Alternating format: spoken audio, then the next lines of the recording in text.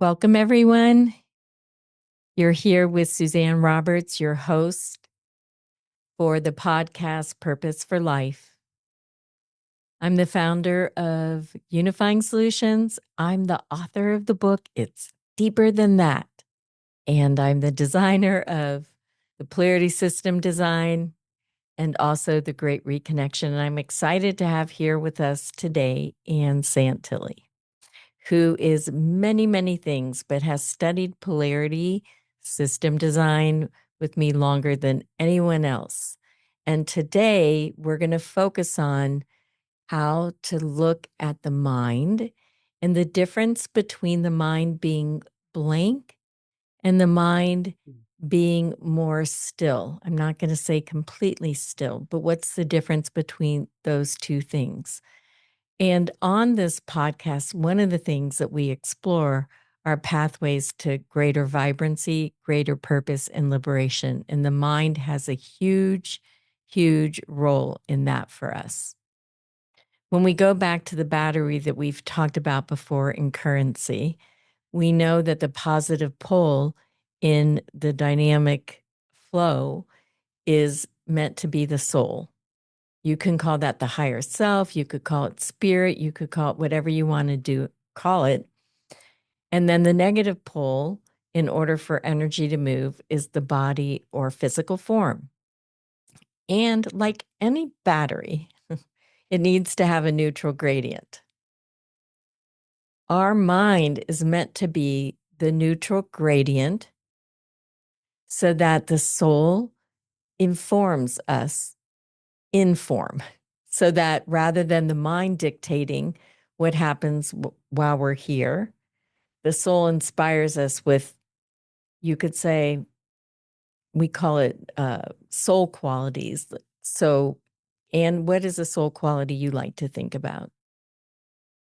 Well, my favorite one is accountability, and it's accountability to the pathway that takes me closer to the connection with myself and with life, the life in all of us.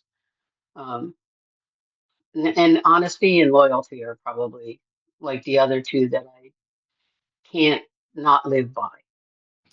So, for me, my North Star is curiosity. And what that does for me is it gives me the opportunity to question my mind and not go along with the fickleness of the mind. And the Mhm. mind is, if the mind is the neutral point between formless and form, or soul and body, or soul and matter, it has to stay, a part of the mind has to stay observing. It has to have awareness. And one of the things that I found fascinating in writing the book, It's Deeper Than That, is that there isn't anywhere in the brain that has a place in the brain matter for attention. There is a place in the brain for focus. So attention has to be something other than what's in our brain or in our mind itself. So we have the capacity to attend in any way we choose. So we can attend in a way that's life-giving, or we can attend in a way that's life-draining, or we can attend in a way that's attuning to our soul qualities of compassion, lack of bias, non-judgment, curiosity, accountability. All those things are ways that we can, I love your word, hold ourselves accountable to allow the deepest part of ourselves to abide and guide us, is what I would say. So when we're talking about the mind being neutral, I want to dispel some things about the mind being neutral. It isn't that the mind is motionless. It has less disturbances in its motion, but it doesn't get motionless. So if you drop a rock in water, it has all those ripples, and then they eventually start to calm down.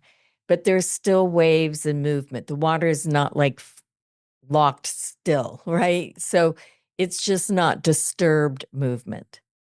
And when we can focus our attention in a way to observe the mind instead of joining it in its fickleness. And I want to just remind everybody how the mind gets fickle, because I think that's important. The mind gets fickle because it starts looking outward through the senses. The world is fascinating, it's beautiful, it's not beautiful sometimes, but it grabs our attention and makes us look out. And then we have compulsions like attachment to our ideas, attachment to people, attachment to being right versus wrong, or both of them. Actually, we lust after sensation to numb ourselves, whether it's eating or over drinking or whatever it is that just distract us through sensation. And then we have a distortion around what I would call healthy anger, where we can react against someone or react against ourselves. So there can be harm going in or out when we're not healthy and centered in our anger that's generative and gives us a clear direction for life. And then we have greed, which creates unnecessary excess. And greed without connection to the life energy usually produces harm in some kind of way to ourselves or to other people. And then we have our pride, which is our sense of identity, which we have to let go of when we die. And I always talk about, like when we did the episode about currency, that there's a current inside of us that's letting our heart beat, that's letting us live. And we want to have our attention tuned into that for our value, for our worth, for our truth, for our knowing. And there is our wholeness and holiness. And when the mind is stiller and we can observe it, we can listen from the deeper than that, and we can be guided by soul qualities that are so life-giving. So the mind, the mind, the mind, the mind. In the polarity system design, the pathway for our whole life is returning the mind towards greater neutrality over and over again, which means we bring greater curiosity, we bring greater awareness, and we check our biases. We just don't react. We ask, where did this thought come from? Is this a life-giving thought? We have to pause. When we pause, we have spaciousness, which is what creates the stillness, but it's not blank. Blankness is usually dissociation, right? Yeah, or some kind of numbness. Yeah. Some kind of numbness. Whereas when we're actively aware and stillness becomes more possible through spaciousness, it's alive, it's a dynamic. Energy's moving between the poles. So stillness is not sedate. So neutrality is not blank. Neutrality is the spaciousness and the stillness to be able to have enough of a pause to listen and to check what's life-giving and what's not life-giving. And then we get to, when in that pause, we get to tell our mind the truth about what's true about life, because our mind has a lot of stories about who we are, what we shouldn't be, what we should be, like if we're bad or good or whatever it is. It's got a lot of grooves spinning around there in their own orbits that aren't connected to our wholeness and holiness. And we need to tell our mind the truth about our wholeness and our holiness. And we have to do that in stillness, but not in blankness. And that's really what I came to talk about today, is the difference between stillness and blankness. And that stillness is aliveness. It's a receptivity. It's a spaciousness to listening deeply and being guided from within. And then to reframe your mind by the truth that you are already whole and holy.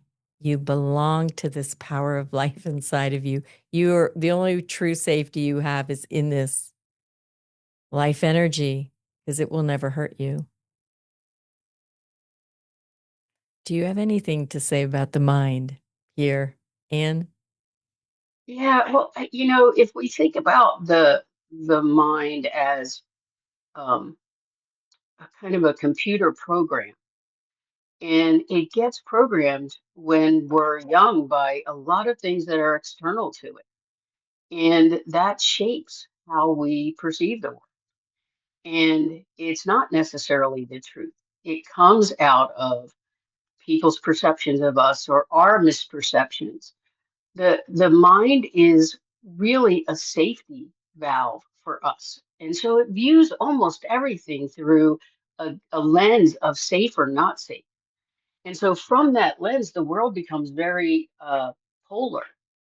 And there's no middle ground to actually assess because it initiates our um, nervous system to react. So as like for myself, as I began meditating and losing the my mind as the controller yeah, and more of the sifter of information. So I like love it that. still brings in the information, but I am in a more neutral or curious, to use your, North Star word, about what is that information that it's bringing in. You and I have talked about if I feel worthless, I am going to see 100 examples of my worthlessness in the world. You'll If get I feel like, confirmation. right, if I feel like I'm the bee's knees, as you would say, I'm going to find 100 things confirming that in the world. So what is different is not the world.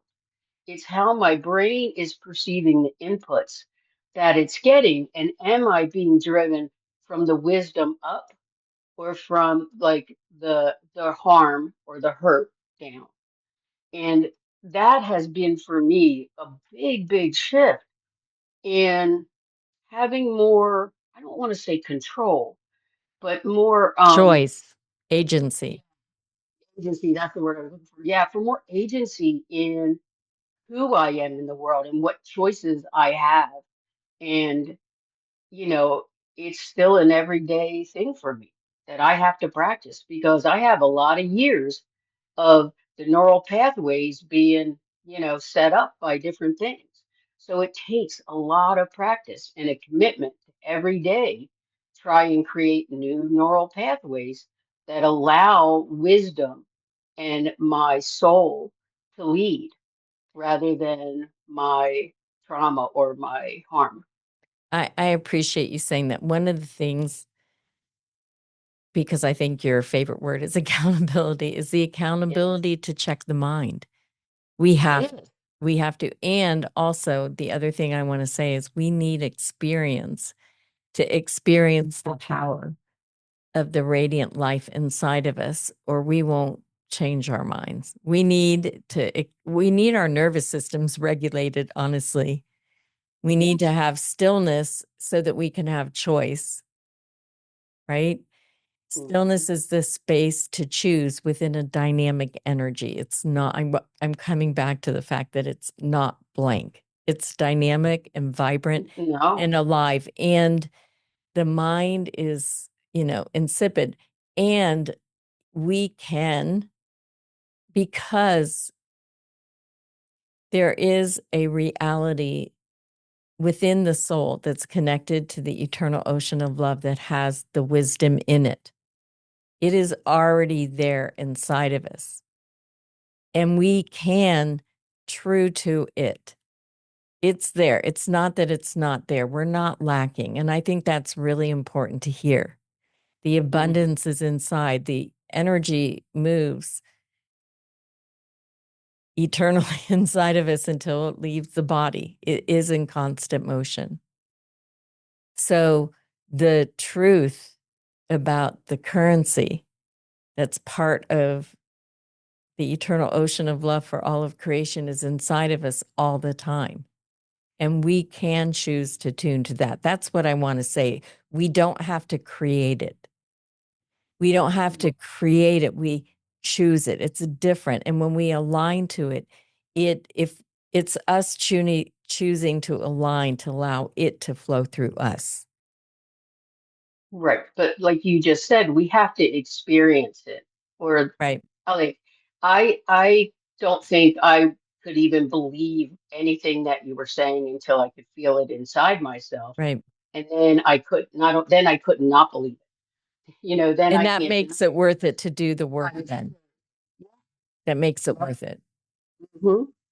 All right. Well, we're going to wind down for today. I just wanted to touch in for a brief moment about blankness versus stillness, and that stillness is alive and vibrant and pulsing and magnificent, and we have the power to observe and choose in our stillness. We do have awareness. Our soul is aware.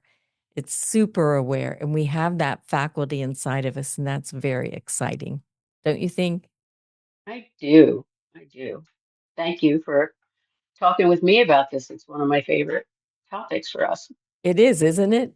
I know. So it's always very exciting and enlivening, and yeah, I feel more radiant and happy, and you look more radiant. Well, and my brain was fairly neutral through the whole conversation. So That's there you good. go. We were living it. Well, thank you for joining us in the podcast, The Purpose for Life, Pathway to a Vibrant, Purposeful, and Liberated Life. I have one last question, Anne. What do you Okay. think the purpose for life is? To know myself as deeply as I can. Nice. Thank you. Thank All you. righty. Till next time.